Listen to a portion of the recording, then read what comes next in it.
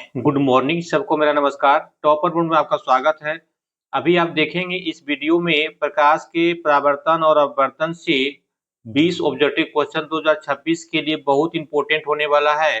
पहला क्वेश्चन है, जब प्रकाश किसी समतल दर्पण से टकराता है तब परावर्तित किरण ये होता है परावर्तन के नियम का पालन करती है। अब इसमें देखिए होता क्या है, परावर्तन की क्रिया में परावर्तित किरण, आपतन किरण और अभिलंब एक ही तल में होते हैं और परावर्तन के नियम का पालन करते हैं। यानी सही ऑप्शन क्या हो जाएगा? सी। नंबर 2, समतल दर्पण में बनी प्रतिबिंब कैसी होती है? ये आभासी और सीधी होती है। देखिए, आभासी और सीधी होती है, यानी ऑप्शन क्या हो जाएगा आपका? बी। तीसरा क्वेश्चन कहता है उत्तल दर्पण में बनी प्रतिबिंब कैसी होती है? ये आभासी और सीधी छोटी होती है। इसमें उत्तल दर्पण में हमेशा छोटी आभासी और सीधी छवि बनता है। नंबर 4, जब प्रकाश एक माध्यम से दूसरे माध्यम में प्रवेश करता है तब ये अपवर्तन होता है। अब अपवर्तन क्यों होता है? जब दो माध्यम में जाने पर प्रकाश की दिशा बदलती है, इसे अपवर्तन कहते हैं। यानी ऑप्शन बी।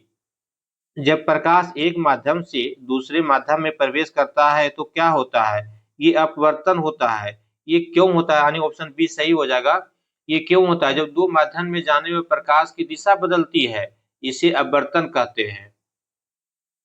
नंबर 5, प्रकाश का अपवर्तन किस कारण होता है? तो इसका सही ऑप्शन हो जाएगा माध्यम में घनत्व में बदलाव होता है। जब एक माध्यम से दूसरे माध्यम में जाता है तो दोनों का घनत्व अलग अलग होता है। यानी ऑप्शन सी हो जाएगा। नंबर 6, जब प्रकाश विरल से सघन माध्यम में जाता है तो सामान्य की ओर मुड़ जाता है। जब विरल माध्यम से सघन माध्यम में जाता है तो प्रकाश क्या होता है? सामान्य की ओर मुड़ जाता है। यानी ऑप्शन बी सही हो जाएगा।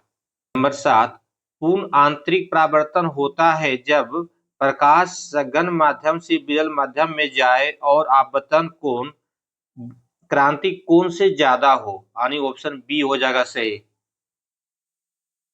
नंबर 8, उत्तल लेंस में वस्तु को मुख्य अक्ष पर f और 2f के बीच रखने से प्रतिबिंब की प्राकृतिक होती है। ये वास्तविक और बड़ी होती है। इसका होता है जब वस्तु f और 2f के बीच में होता है तो उत्तल लेंस प्रतिबिंब जो है वास्तविक, उल्टा और बड़ा होता है। यानी ऑप्शन क्या हो जाएगा? बी हो जाएगा। नंबर 9, अपवर्तनांक की एसआई इकाई क्या होता है? इसका कोई इकाई नहीं होता है। यानी ऑप्शन सी हो जाएगा।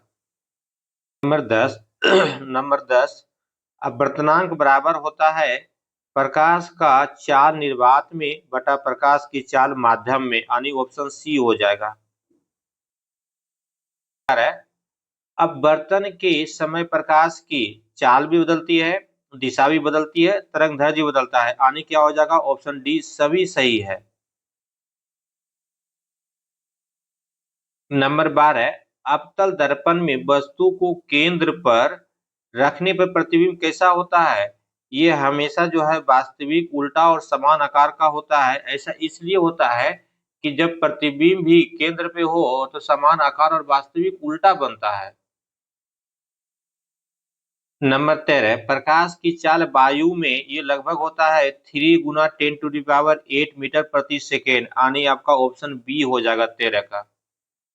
नंबर 14 कहता है यदि आपतन कोण 30 डिग्री है और परावर्तन कोण 45 डिग्री है तो प्रकाश जो है ये हो जाएगा सघन से विरल माध्यम में हो जाएगा। सघन से विरल माध्यम में हो जाएगा क्योंकि क्या है, कोण जो है बढ़ रहा है। यानी आपका इस तरह से जा रहा है, ये कोई माध्यम है, इस तरह से अगर 30 डिग्री जा रहा है तो आगे क्या हो जाएगा आपका 60 डिग्री हो जाएगा, एंगल बढ़ जाएगा, या 45 डिग्री हो जाएगा। तो उसमें क्या होता है कि सघन माध्यम से विरल माध्यम में जा रहा है। आंतरिक परावर्तन किस यंत्र में उपयोग होता है? ये होता है फाइबर ऑप्टिक्स में होता है। यानी ऑप्शन बी। नंबर 16, अवतल दर्पण द्वारा प्रयोगशाला में प्रयोग किया जाता है। ऑप्शन डी, सूर्य की किरणें को एक बिंदु पर केंद्रित करने में। यानी ऑप्शन डी हो जाएगा सही।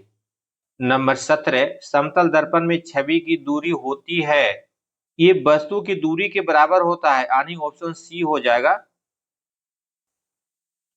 नंबर 18, जब प्रकाश किसी सतह पर टकराकर उसी माध्यम में लौटता है तो इसे क्या कहते हैं? इसे परावर्तन कहते हैं। नंबर 19, आवर्तित किरण, आपतन किरण और अभिलंब किस तल में होता है? तीनों जो है एक ही तल में होता है, यानी ऑप्शन सी हो जाएगा। नंबर 20, उत्तल दर्पण किस उद्देश्य के लिए प्रयुक्त होता है? उत्तल दर्पण जो है पीछे के दृश्य देखने के लिए होता है, यानी ऑप्शन क्या हो जाएगा? बी।